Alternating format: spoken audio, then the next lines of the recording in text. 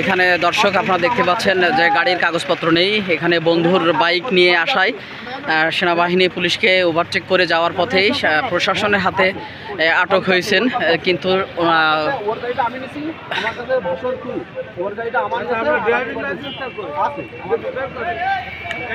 আমরা যদি দেখাই, আমরা গাড়ির পেপারস চেকিং চলছে এই মুহূর্তে।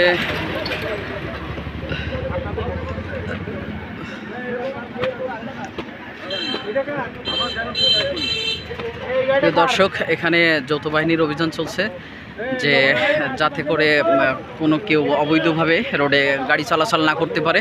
জীবনের ঝুঁকি নিয়ে শুধু যে তার ঝুঁকি নিচ্ছে সেটা কিন্তু না, সেটা জনগণের সবারই ঝুঁকি পোহাতে হচ্ছে।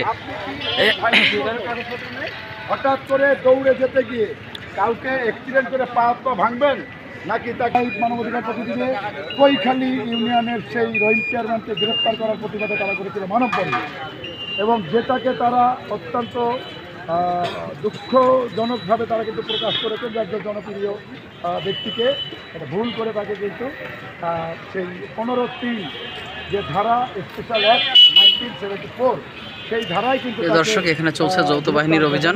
আদালতে পেশ করা হয়েছে, তিনি কিন্তু জেলা কারাগারে আছেন। সেটা নিয়ে কিন্তু কৈখালী ইউনিয়নবাসী জানাচ্ছিলেন। জেনার ইব্রাহিম এই অভিযানটা চলমান থাকার জোর দাবি জানিয়েছেন।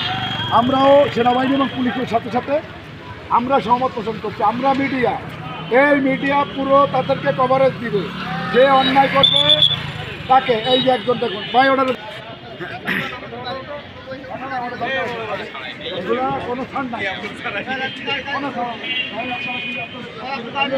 দর্শক, আমরা এই মুহূর্তে আছি খুলনা রোড মোড়ে অবস্থান করছি।